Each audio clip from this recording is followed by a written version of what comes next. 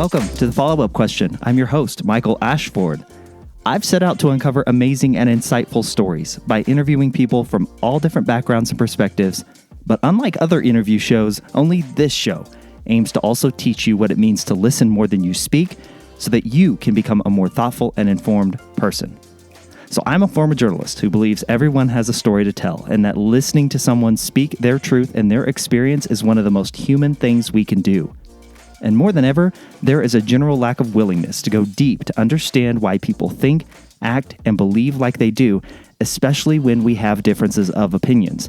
And my goal is to counter this by asking my guests questions and getting out of their way.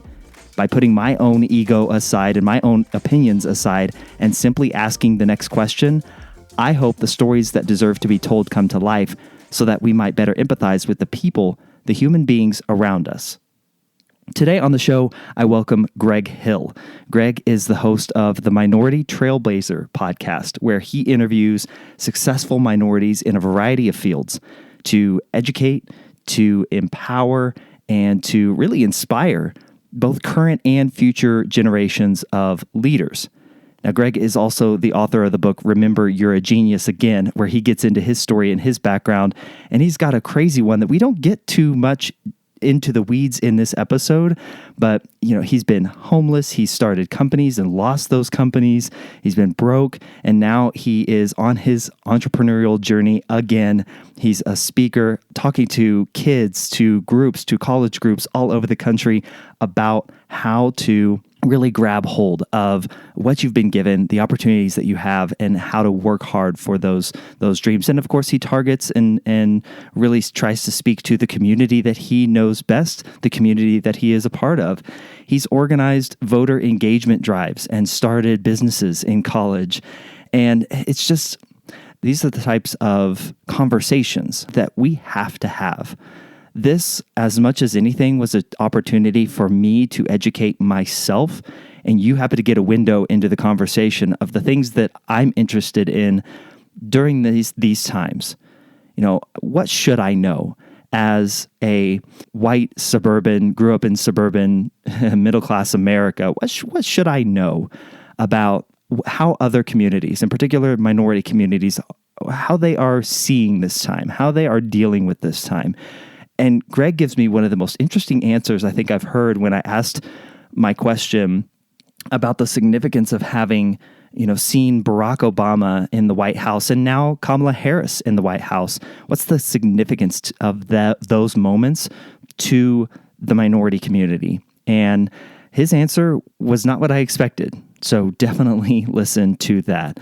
This is a fantastic conversation. Like I said, we need to have more conversations like this and come together and understand each other.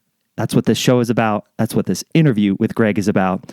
And you guys are going to absolutely love it. Stay tuned to the end where I have a few final thoughts in the closing segment of this episode. Please share this episode, subscribe to the show, and I'll catch you at the end when we wrap things up. Here is my interview with Greg Hill.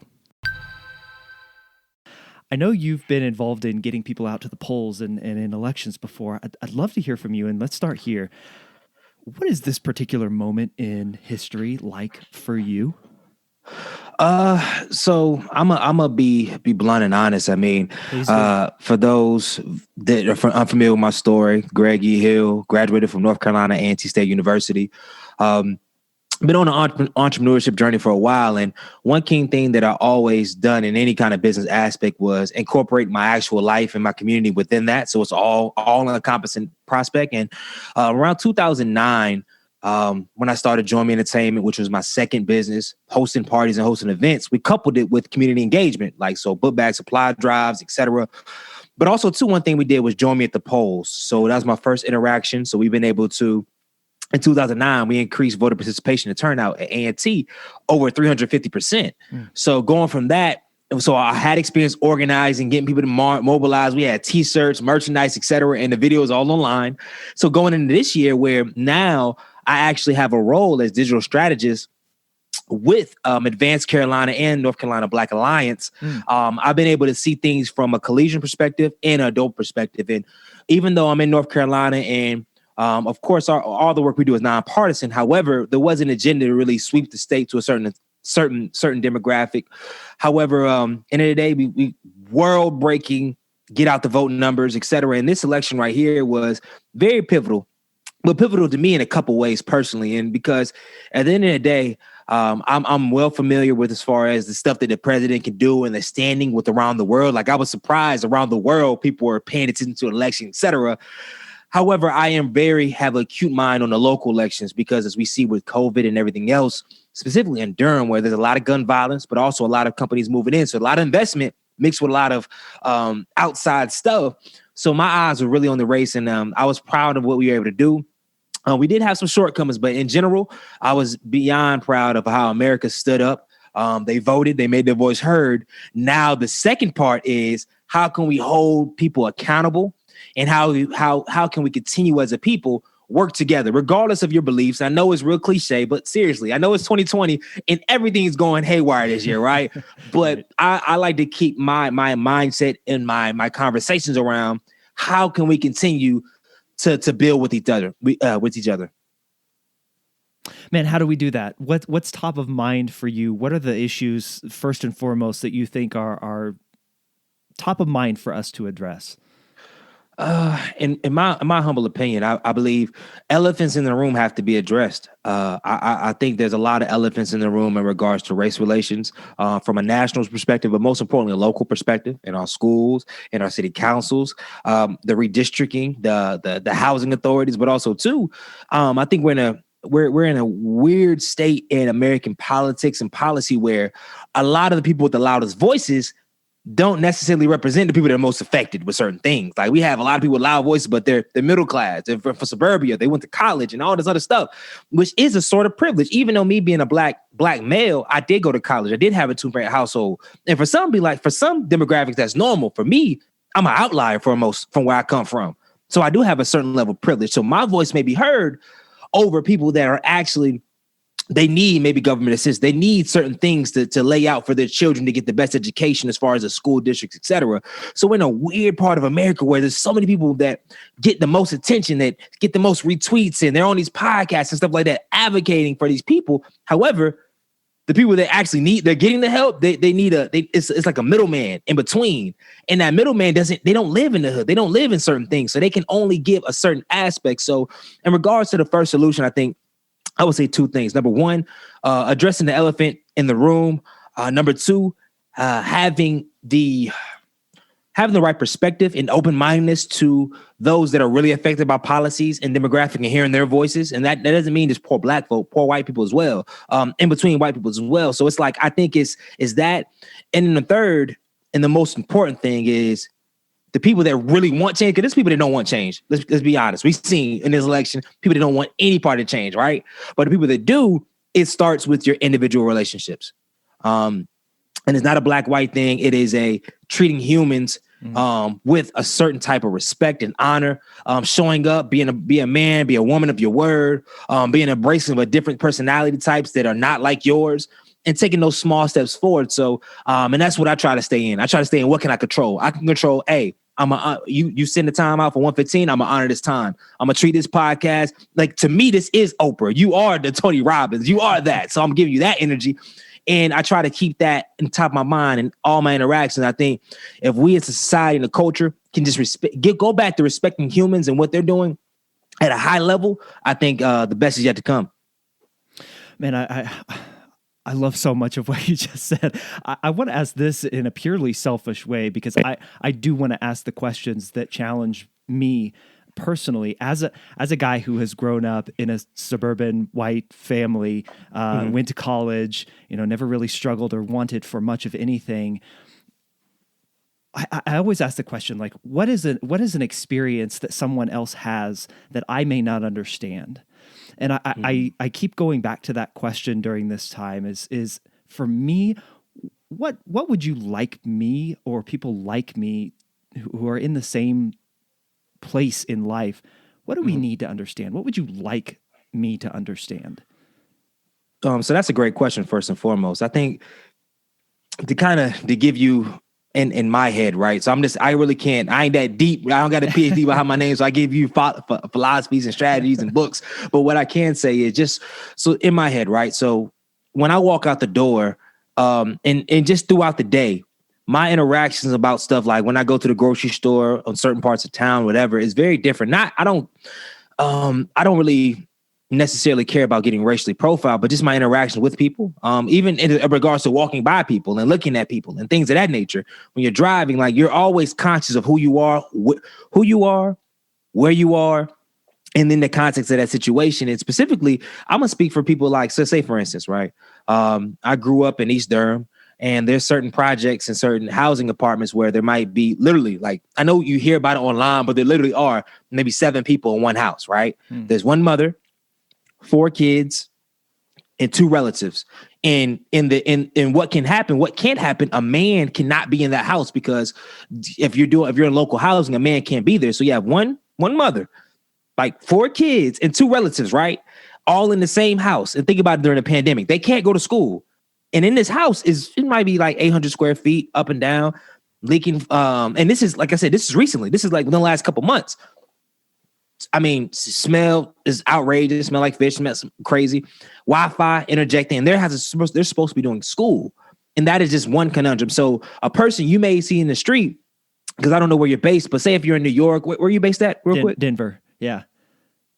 So yeah, a person you may see in the street, a guy that come in maybe a couple months ago before the pandemic, that you say, man, you look at him, to be honest, you like, okay, that's a person that walked by, you might want to clutch, make sure your head's on the swivel, right? But I don't think a lot of the country really sees that person for maybe 10 to 12 years was raised in an environment like that, right? And that's just one type of Black person. And that's one thing that I love going to historically Black college or university.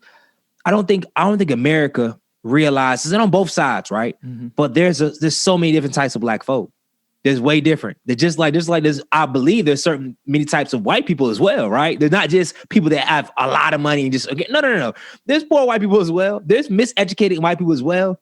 But to be honest, if you haven't went to certain parts, you only really know a certain type of Black person. Maybe a person that is in corporate America that has he pronounces things correctly. He dresses a type of way. He puts on like this.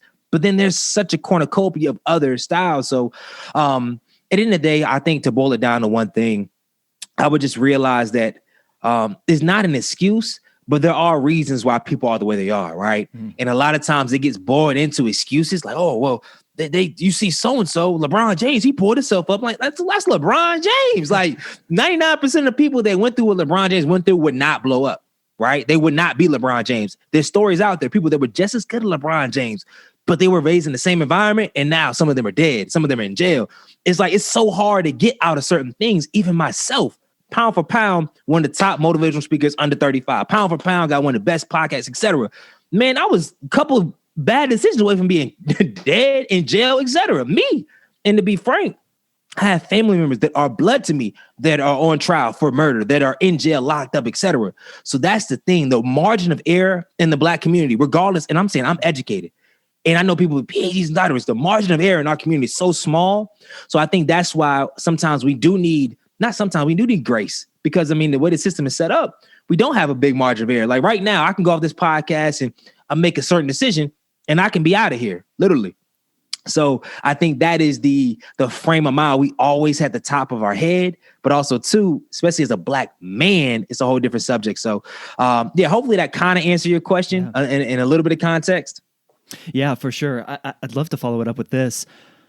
Man, why is that so difficult for so many of us to grasp? Like, why is that such a hard thing for us to accept that, like you said, that margin of error is so small?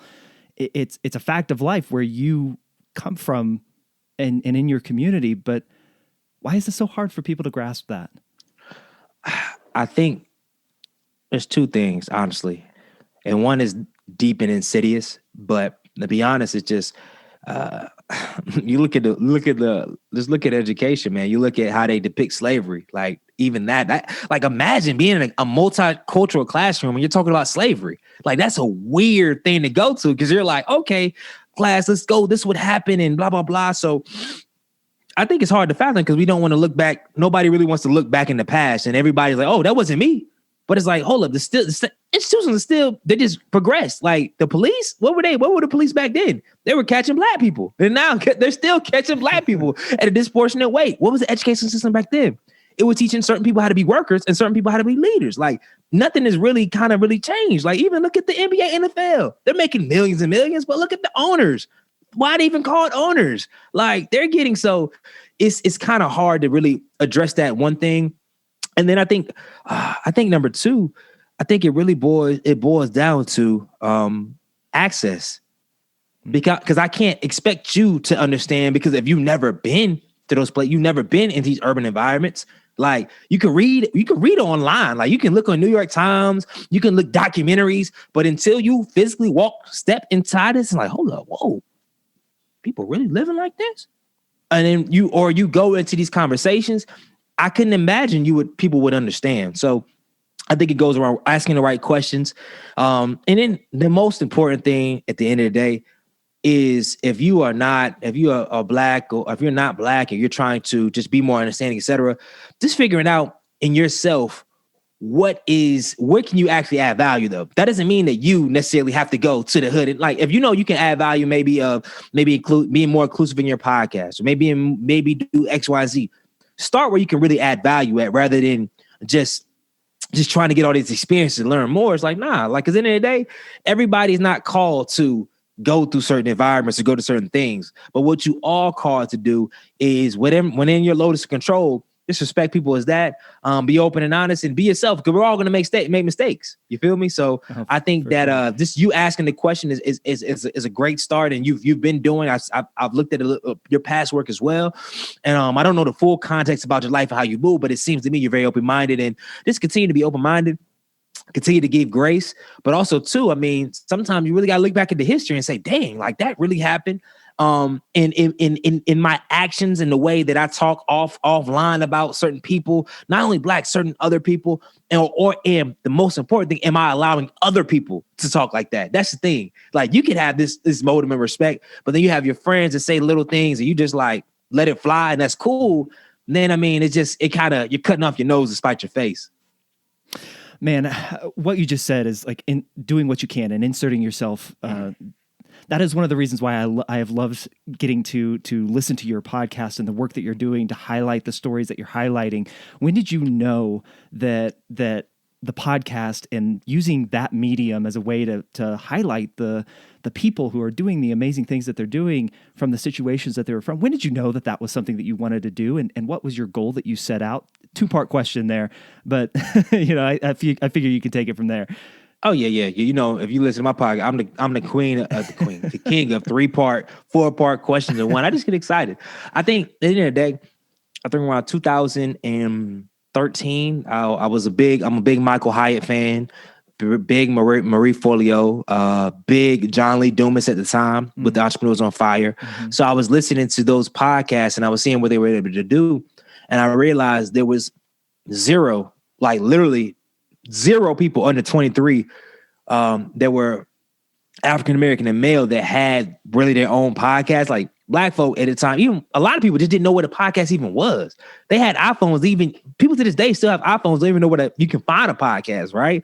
So I said, I was thinking, I was like, all right, cool. And I knew I wanted to be a speaker, but I wasn't a celebrity. I didn't have like a national brand. I didn't go to Harvard. So I was like, okay, what's going to be my lane? I said, So I started thinking about a podcast. And then to be brutally honest, I listened to John Lee Dumas. I got so much from him. However, I just got tired of his voice. His voice is kind of whiny. No disrespect, John Lee Dumas. If you ever listen to this, like, you're my guy. You my guy, man. You really do. You inspired me. You pushed me. I love your questions. But I got tired of his voice, and I was like, man. And I looked around. I didn't see anybody like me that was young that really could do it. And I looked at, I'm an alpha. I'm a part of fraternity. I was in the MLT and SEO program, which one of the top programs of leadership development for people of color in MBA programs and corporate America, et cetera. So I had this robust network. I said, let me just have these conversations live and see where it goes. Yeah. And I always had a tact of marketing, et cetera. And then push come to shove, we started a podcast. We interviewed a lot of close friends. And once I figured out how to market like on LinkedIn and running ads on Facebook, et cetera, and then writing good copy, we go now 7 years later, man, we're still We open the door. I mean, to be real, we open the door for a lot of people of color podcasts.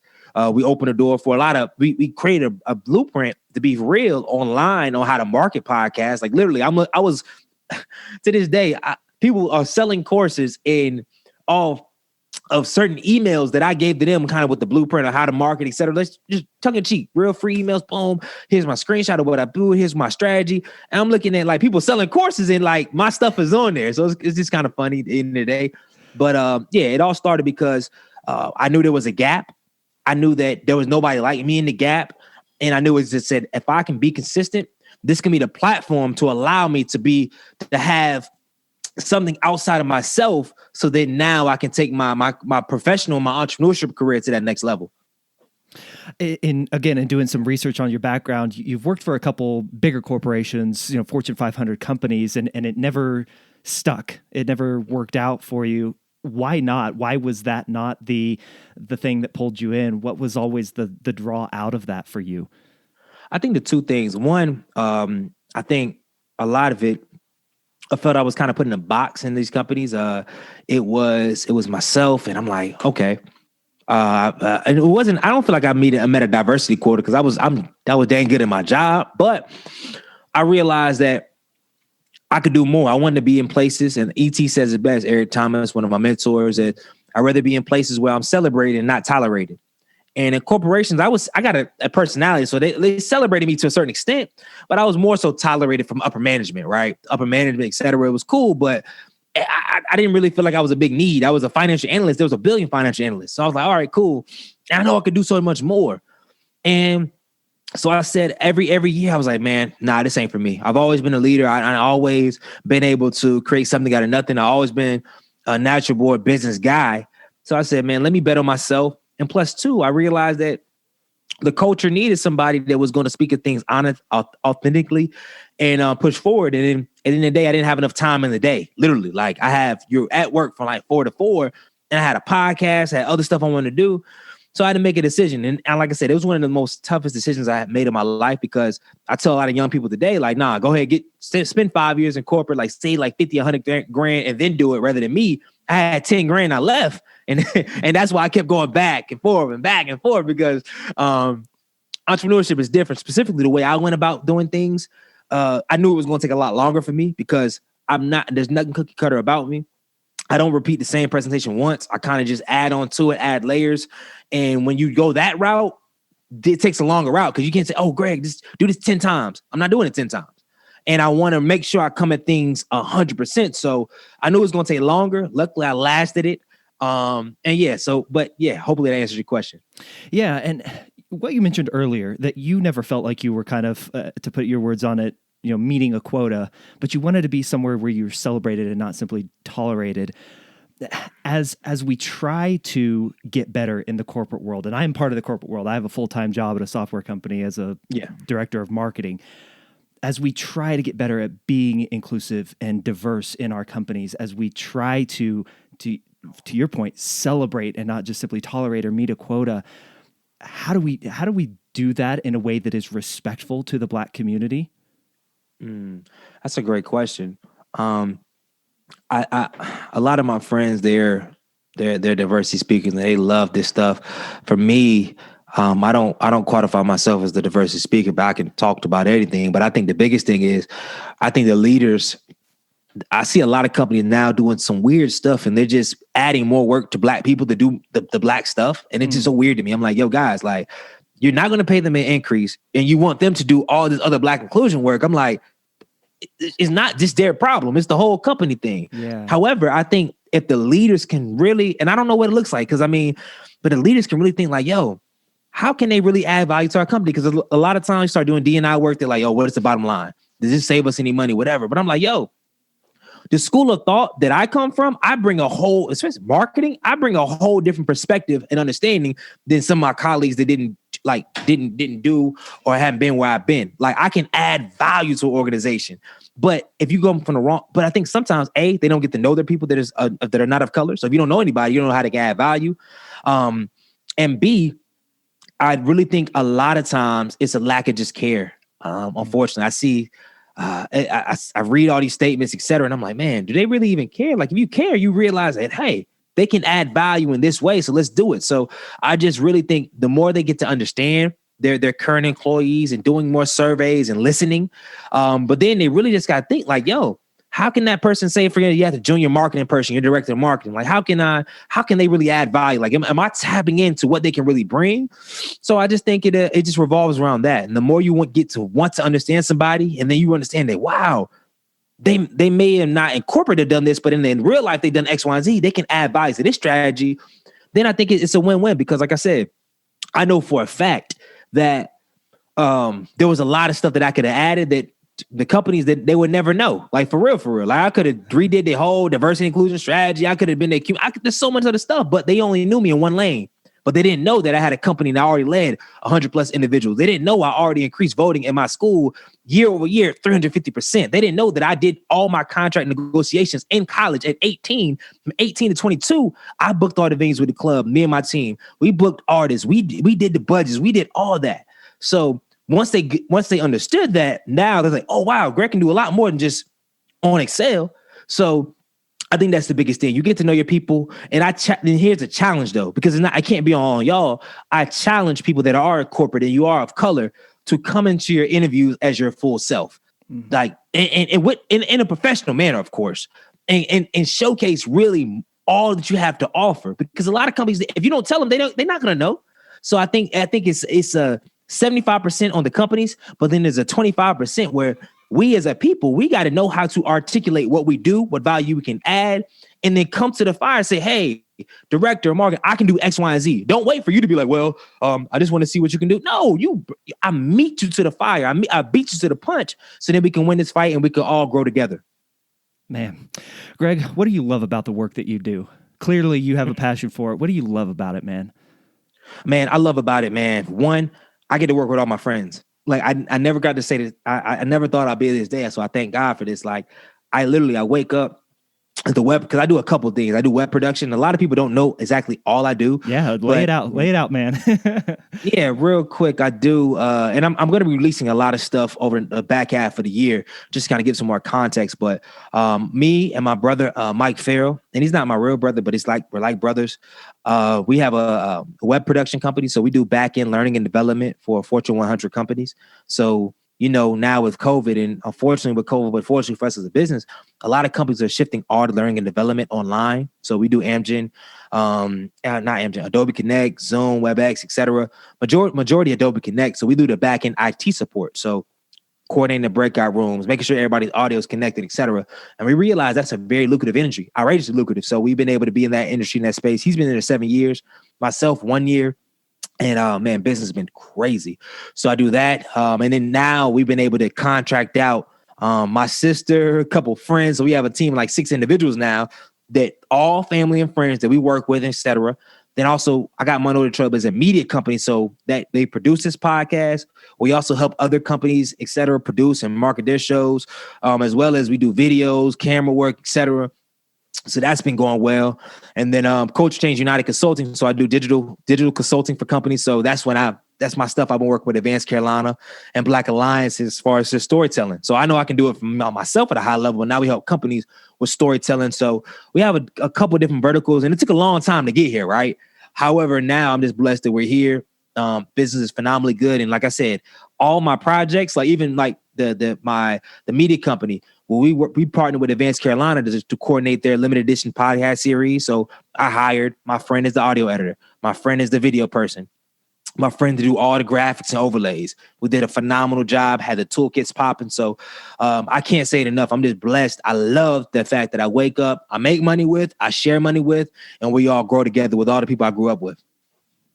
If you think about the Minority Trailblazer podcast, is there any story that comes to mind that really just resonates with you, and one that you go back to as an example of, like, this is what can be if we just listen to these stories, if we just highlight these stories more? I think one that off the top of the head is a story, a podcast. I actually did a second interview 2 weeks ago, is with not principal, president. DeJuan Warmack, he's the president of Claflin University. He was the chancellor at Harris-Stowe State University. At the time, he was one of the youngest youngest college presidents in the entire country. I think he was a chancellor like 38, 39, one of them. And his story being a youth that had like a 1.8 GPA in Detroit, and ended up, he got a good mentor. And then he said he changed his life his freshman year of college. And now he's going on, master's degrees, doctorate degrees, and still to this day, one of the youngest presidents in the whole culture.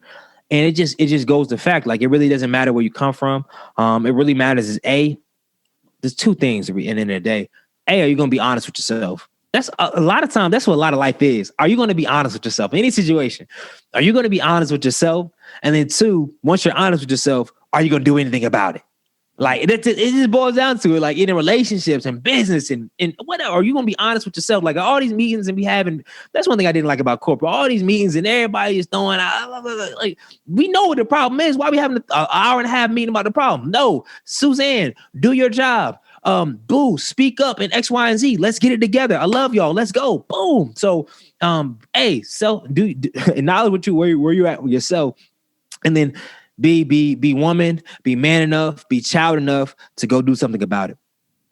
Something you just mentioned there about that story is he had a mentor. You said he got a mentor, and I'm sure along the way you've had that as well. We've heard a lot over the last probably decade that seeing guys like Barack Obama in the position that they were in, seeing Kamala Harris now in the position that she's in, is so important to the Black community to see themselves, that the little kids can see themselves in those roles because they see somebody that looks like them. Did you have that for you? Do you feel the same way there? So I'm going to say two things. One, I think I'm gonna be honest. It's a slight misnomer that a lot of the culture, people outside the culture and inside the culture, take with, right? I don't think as many people are moved by having Barack and Kamala as president as they think. Okay. I think the biggest thing is, because here's the thing. Growing up where I came from and knowing the people I come from, they, even to this day, they weren't on CNN. They weren't watching presidents. They didn't really necessarily care too much, right? I think the biggest thing is that they were really on, who can I touch? What can I touch? That's why people always today like, oh, well, LeBron and Oprah and all this other stuff, but they can't touch them. Like, they can touch drug dealers, because drug dealers are on their block. They see them all the time. They can see the money they got when they drive it. They can see the women that are on them, right? Like, they can see that. But the people that we always attribute success to, et cetera, they don't see them. They don't know who Kamala Harris is. They don't care who Kamala Harris is. Like, no, they're not on that. So I think a lot of us sometimes forget that as well, because we say we're doing this for our career, we're doing this for the culture, be role models, but they ain't looking at you because they don't see you. So that's why I live in Durham. I stay in Durham. I'm working with the middle schools and stuff in Durham, because I never want to be that person online and say, oh, Greg is great, he's a role model, but the people in your city don't know you. Like, I have so many friends that are great entrepreneurs in Atlanta, right? Millionaire entrepreneurs, but Atlanta public school system is trash. Why is that? Like, what's the disconnect? People are like, well, they have so many Black entrepreneurs. What's happening? Because they're not in the schools. They can't touch you. Like, my city, they can touch me. And as I continue to grow, they're always going to be able to touch me for the most part, right? My money is directly going back into the school. I just donated 100 books there in the A&T. I just did a $50,000 endowment that we're going live with in the next couple months. Like, I'm trying to lead that movement of, hey, Barack Obama, Kamala, great job. Y'all doing that heavy lifting. But do they see you in these schools? So don't just be a success and you think you're a role model. No. They got to see you. But for me, my mentors, they were all online. They were virtual. I didn't really have too many mentors growing up because nobody did what I wanted to do. Outside of my father. My father, he didn't do the corporate route. He was an entrepreneur, but I mean, he was big in my life as far as just give me some character stuff. But a lot outside of that, a lot of my business mentors, et cetera, was online. I couldn't touch him. Like Michael Hyde, I never met him, but I mean, I did Platform University, et cetera. Marie Folio, I listened to her stuff on Tuesday. I read all the books that she recommended. Eric Thomas, of course, pound for pound, one the best motivational speaker in the world, pound for pound. I've met him before, so he's been my virtual mentor. Will Smith, virtual mentor. So for the most part, it's been hard for me because I really ain't seen nobody that's trying to do the things I did on that level. And those that I did, I couldn't reach them. So I said, bump it. They're my virtual mentors. And of course, my brothers in Christ, Kente Dixon, Orlando Thomas, my preacher. Those are friends that I look up to as mentors. So I think I have a unique ability, a God-given gift to learn from a lot of people. And I take in a lot of sources and I just take the best out of people and just put it in me. And I keep growing and growing and growing. So yeah. That's hopefully that answers your question. No, and I appreciate the perspective back to me, man. Like I absolutely love that. And you're helping me here too. So I want to be respectful of your time. I know we're coming up on the end of our time here. So I've just got one last question and I want to turn it back to you. What's a question that you wish you were asked more?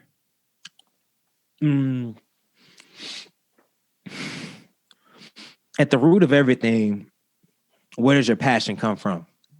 Like people ask the passion question, what gives you passionate? But I think every person, you yourself, parents, everybody has a root of what makes them tick.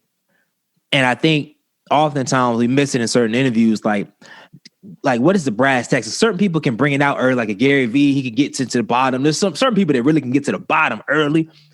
But I think a lot of times I get asked a high level. So I guess if I can answer that. And then I was having a conversation with my brother, Charles Jones, the other day, fraternity brother.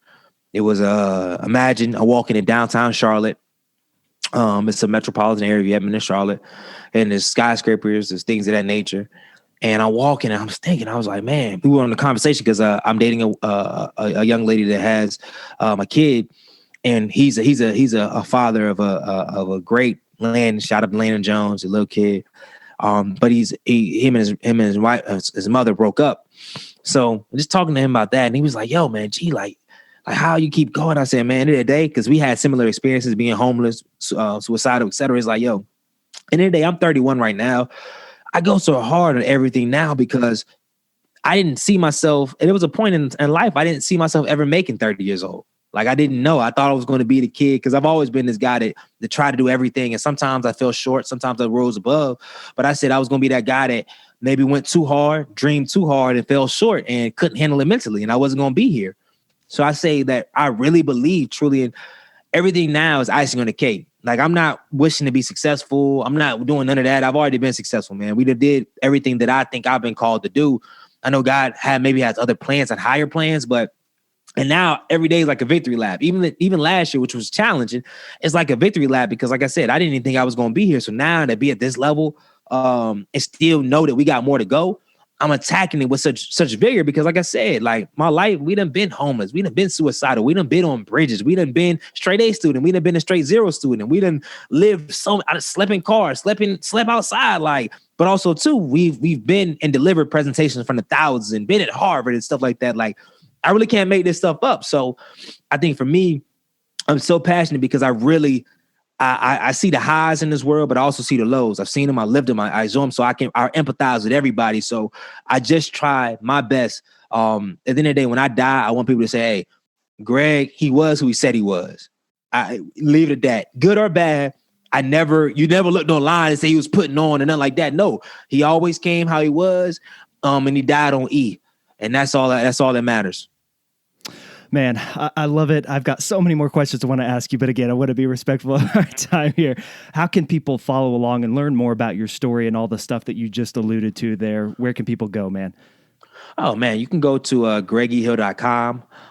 You can also go to MinorityTrailblazer.com. I'm making some updates to that, but they'll be ready to rock in around a couple weeks. So Minority Trailblazer. Nice. For anything media, MinorityTrailblazermedia.com. And then all online is Greggy Hill. Type it in anywhere. I got a lot of new content on the way. We got another book coming out. Written 2 books. Got another book coming out next year, top of next year. Remember You're a Legend. So I got Remember Your Genius.